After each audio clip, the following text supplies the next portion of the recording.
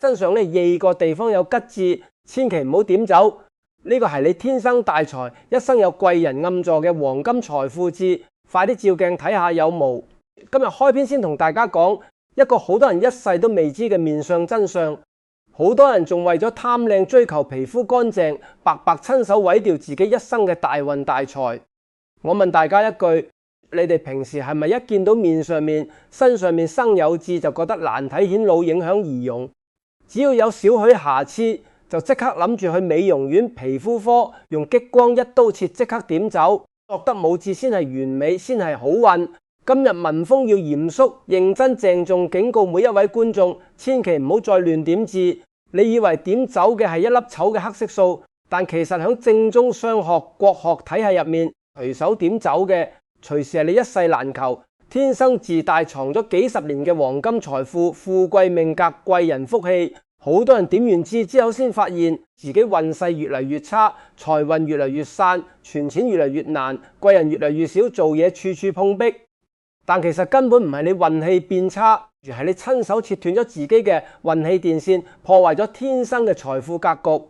成句商學真言，大家一定要記住：無痣不看相，無痣不成貴。好多人誤以為痣係皮膚瑕疵，係煞氣，係污點，若完全搞反。從中醫養生面相玄學雙重角度嚟講，人體經絡運行氣血，五臟六腑對應全身氣場而至，根本就係人體最精純嘅氣血、最旺盛嘅臟氣能量，響體表凝聚、日出沉澱出嚟嘅印記。身體邊個位置生吉痣，就代表你對應嘅經絡氣場命格特別強旺好嘅吉痣，係你先天福報、天生財富、與生俱來嘅運氣優勢。盲目點走吉痣，等同於親手破壞自身氣場，打散財運，截斷貴人緣，係最愚蠢、最可惜嘅自毀運勢行為。當然唔係所有痣都係好痣，有凶痣、有死痣、有破財痣、有是非痣，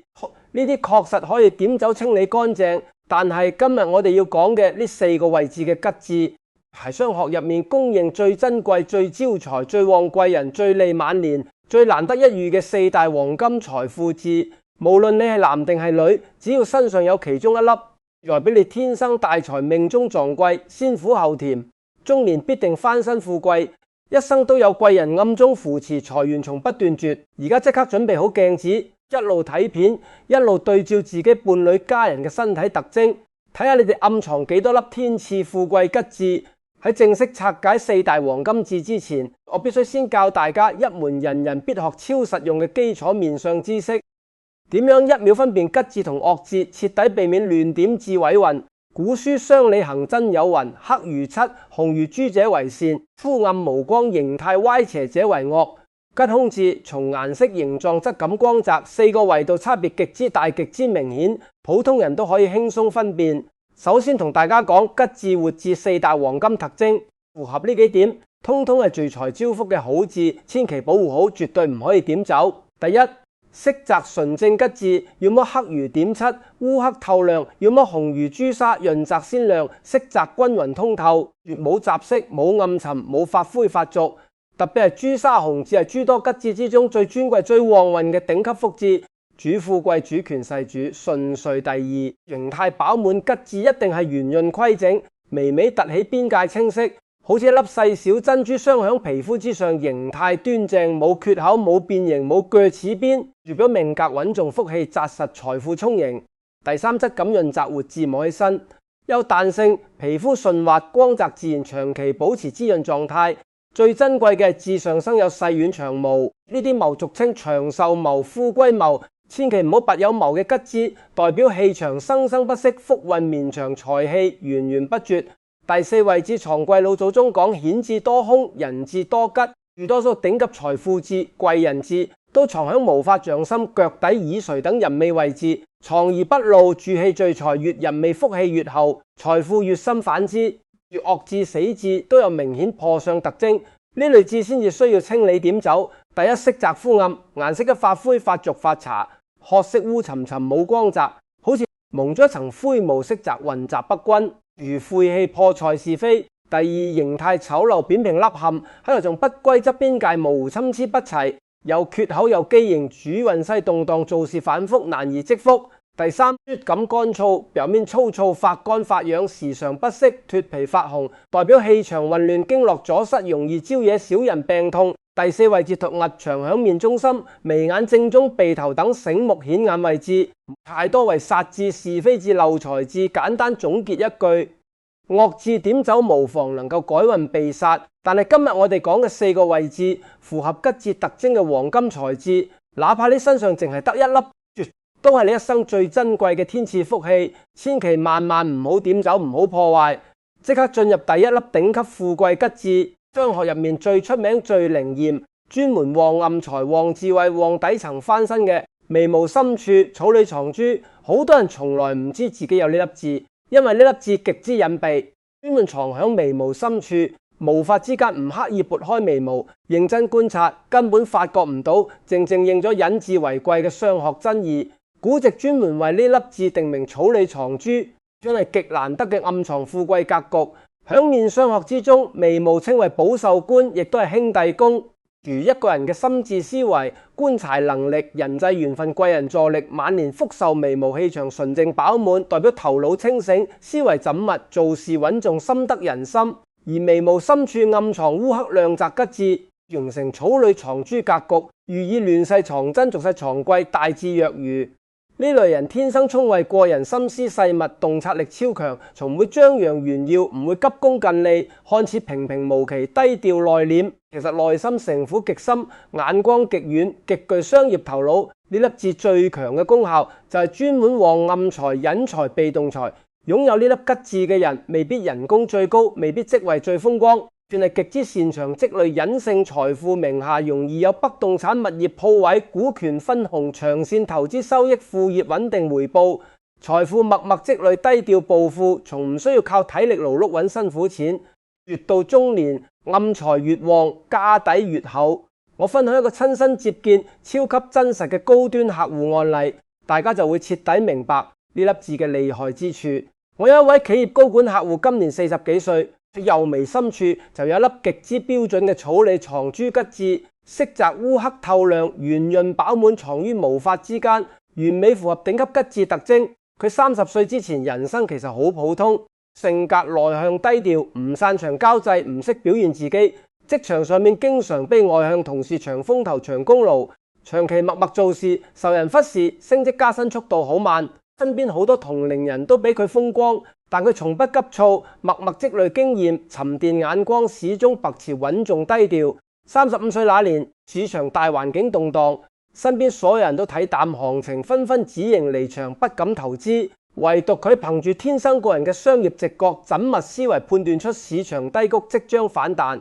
悄悄低價入手咗一批核心商圈鋪位。當時身邊朋友同事都笑佢保守唔識變通，甚至覺得佢揸錯時機。但幾年過去，商圈發展成熟，人流暴增，呢批鋪位租金年年上漲，圈單每月被動租金收益就足以讓佢實現徹底財務自由，真正做到悶聲發大財、暗財滾滾。嗱，呢個就係草裏藏珠最經典嘅命格特質。年少潛伏，中年爆發，壯財不露，富貴綿長。最後教大家專屬開運保養實操，守住呢份天賜暗財。好多人收眉重意收得太乾淨太精緻，將眉毛睇得好薄，導致原本暗藏嘅吉字徹底暴露出嚟。呢個係大錯特錯。呢粒貴字最講究藏得越深，財氣越聚，貴人越旺。日常收眉千祈唔好過度修剪，唔好刮傷眉毛區域，唔好刻意露出字體，保持眉毛適當厚度，讓吉字繼續暗藏無蹤，先可以牢牢鎖住暗財氣場，持續吸引貴人助力，守住一生低調富貴。第二粒頂級黃金財字，專門旺權勢、旺事業、旺創業、旺遠方大財。創業者、管理人員最珍貴嘅命格寶藏，腳底湧泉穴，腳踏一星。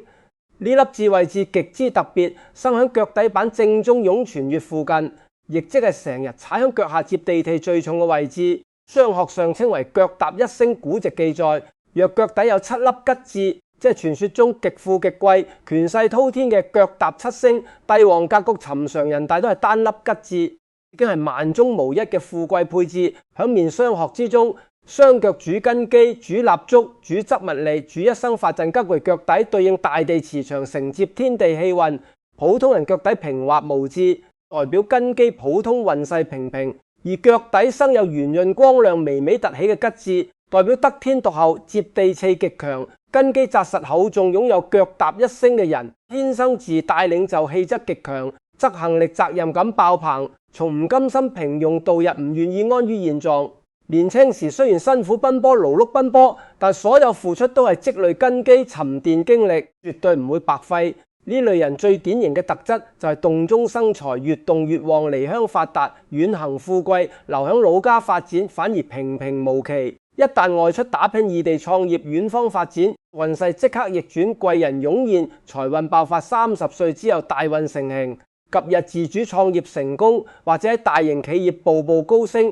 坐穩管理層決策層位置，突然階級跨越，財富躍升。我同大家分享一個超勵志、超真實嘅創業翻身案例，完美印證呢粒權力吉字嘅威力。我認識一位物流供應鏈老闆，仲係細個家境普通，冇背景冇資源，20幾歲出嚟打拼。只一名普通貨車司機，日日長途奔波，日曬雨淋，辛苦勞碌，收入微薄，風險極大。身邊好多同行都堅持唔到，早早放棄，但佢一直踏實肯捱，做事穩重，講信用有擔當。而且佢腳底湧全穴位置，天生有一粒標準朱砂紅吉字，色澤鮮亮，圓潤飽滿，絕極難得嘅權貴活字。36歲那年，電商行業突然崛起，物流風口來臨。佢憑住多年行業積累、個人執行力、踏實作風，果斷抓住機遇，帶領身邊一班老兄弟成立專業物流公司。創出嘅困難重重，資金不足，客源稀少，但佢從不氣餒，穩紮穩打，誠信經營，慢慢積累口碑，擴大規模。短短幾年時間，公司從細小團隊發展成區域龍頭企業，估值過千萬，真正實現從底層打工仔到企業老闆嘅華麗翻身。佢成日同我講一句話：我呢粒腳底字陪我行遍千山萬水，幫我踏平所有坎坷，只要腳踏實地就冇跨唔過嘅難關。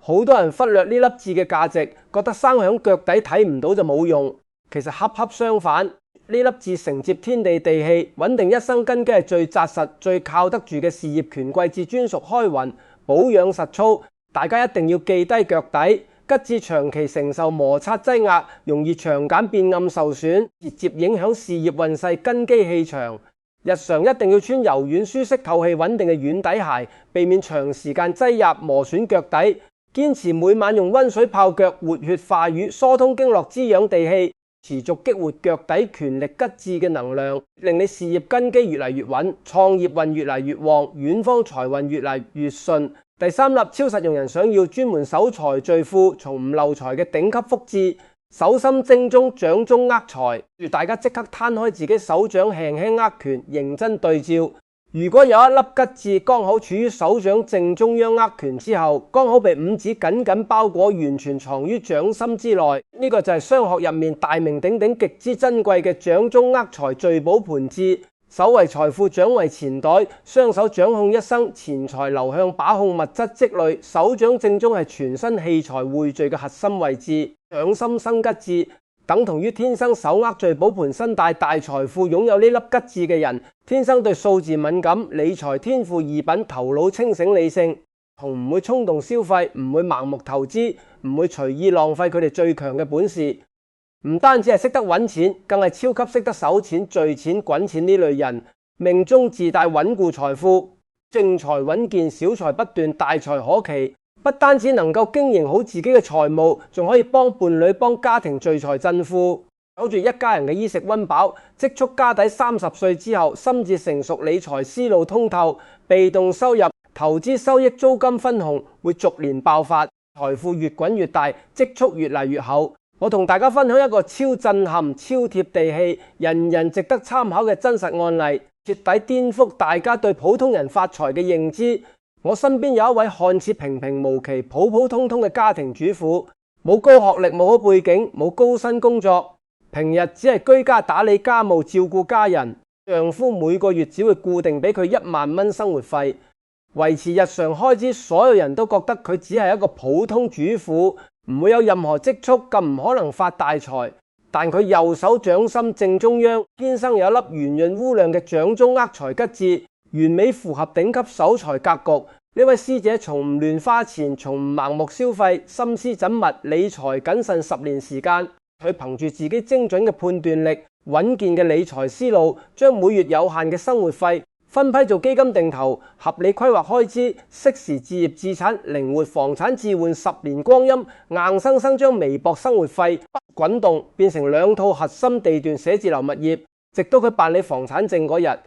佢先生先徹底震驚，先知自己身邊嘅平凡妻子原來係隱藏極深嘅理財大師、守財高手。呢個就係掌中握財最強大嘅力量，先天財富紮實，善於積少成多，穩中求富，細水長流。普通人都可以靠格局逆轉財運。專屬開運守財實操，即刻教大家雙手日日勞動，頻繁摩擦，掌心吉之好容易因為磨損乾燥導致色澤變淡、氣場減弱，直接影響守財運、理財運。日常一定要做好手部保養，保持掌心濕潤有光澤、柔軟有彈性，唔好讓掌心乾裂粗糙。每日晨起夜晚臨瞓，可以雙手合十，大拇指輕輕按壓掌心吉字，靜心默念，財源入庫，穩守千金。長期堅持能夠極大激活聚財氣場，穩固財富，杜絕漏財，守住所有正財偏財。第4粒最溫潤就最旺福一生，逢凶化吉，滿身貴人嘅頂級福運吉字。耳垂福祿雙全字，面上學有雲，住後有福。耳垂主壽，耳珠藏，貴耳朵對應人嘅先天腎氣早上福澤，一生貴人緣，晚年運勢。如果大家嘅耳垂厚實飽滿、潤澤有肉，同響耳垂下方、耳垂背面生有一粒圓潤光亮嘅吉字，呢個就係極難得嘅福祿雙全字，主一生平安、福氣綿長、貴人不斷，晚年大富大貴。擁有呢粒吉字嘅人，天生性格溫和善良，心軟慈悲，為人真誠，處事圓融，從唔計較得失，唔隨便結怨，待人友善。正所謂善人居福地，福氣自相隨。呢類人一生最大嘅底牌，唔係拼搏，唔係能力，而係超強嘅頂級貴人運。人生一路走來，無論遇到幾多風雨、幾多低谷、幾多挫折，每當行到絕路、陷入困境之時，總會有長輩、上司、前輩，甚至陌生貴人及時出手相助，幫自己渡過難關、化解危機同扭轉局面。與此同時，呢類人身體素質極佳，少病痛，福壽綿長，晚年子孫孝順，家庭和睦，衣食無憂，安享榮華，係典型嘅前半生順遂，後半生享福嘅上好命格。呢度我必須同大家講一個好多人踩過嘅致命運氣大坑，千祈唔好再犯。好多女仔為咗貪靚從意戴耳環，明知耳垂有吉字都仲要特意穿耳洞，穿過字體位置響雙學上面。呢個動作叫做開庫泄福，破氣流運。耳垂吉字係福氣、貴氣、財氣、壽氣嘅匯聚點，強行穿孔穿透，等同於將自身福報、貴人運、晚年財運全部泄空打散。原本滿滿嘅福祿瞬間流失殆盡。越戴耳環，運氣越差，貴人越少，破財越多。鄭重提醒大家，耳垂有吉字絕對唔可以穿孔。如果真係從意飾物，盡量選擇耳夾款式或者避開字體位置穿孔，保住自己一生難得嘅福祿貴氣。講完4大黃金財富字，好多觀眾肯定會問一個問題：如果我身上冇呢4粒吉字，係咪代表我天生平庸，冇財運，冇貴人，一世發唔到達？今日文峰同大家講透面上最高層次嘅天機真意相，由心生境，隨心轉命由己做，純粹靠先天智相，只係先天3成命格，後天7成運氣勢，全部掌握喺自己手上。先天有吉字係天賜底牌，先天優勢。但先天冇吉字絕對唔代表無福無財。一個人長期心懷善念，為人正直，樂於助人，孝順長輩，積德行善，心態陽光，日積月累之下，自身氣場會越嚟越純正，越嚟越強旺，面色會紅潤有光，五官會柔和有福。原本暗沉嘅死字會慢慢變潤變亮，甚至慢慢轉化為吉字。就算先天冇福字，後天都可以養出滿面福氣，一身財運。最後教大家一個人人可做，零門檻超靈驗嘅雙學微表情開運法，幫大家後天養福，自主生財。每日清晨起身洗漱照鏡嘅時候，對住鏡子真誠微笑，30秒放鬆面部肌肉，打開心結，釋放負能量。長期堅持能夠拉伸面角地庫，水星氣場，慢慢收出代表晚年富貴嘅微笑，純飽滿雙下巴，養出滿面福相，招來滿身財氣貴人運。而家即刻自我對照，認真自查。快啲喺評論區留言話俾文峰知，我有邊粒黃金財富誌，有草水藏珠、掌中握財、腳踏一星、以垂福至嘅朋友，即刻留言接財接貴，天生富貴，牢牢接住自己先天自帶嘅天賜財運，一生貴人福氣。同意今日乾貨滿滿嘅面相教學，記得點讚訂閱，開啟小鈴鐺，分享俾身邊家人朋友幫，身邊人都自查富貴吉字，守住一生好運。訂閱文峰解命理，繼續拆解更多國學玄學天機，改運致富秘訣，免責聲明。本片內容整合傳統面相學、國學文化與民間智慧，僅供文化科普與正向心靈參考。風水面相非科學定論，切勿過度迷信人生富貴，最終取決於個人德行，後天努力有積善修心。祝各位觀眾福氣滿滿，財源滾滾，貴人常伴，萬事順遂。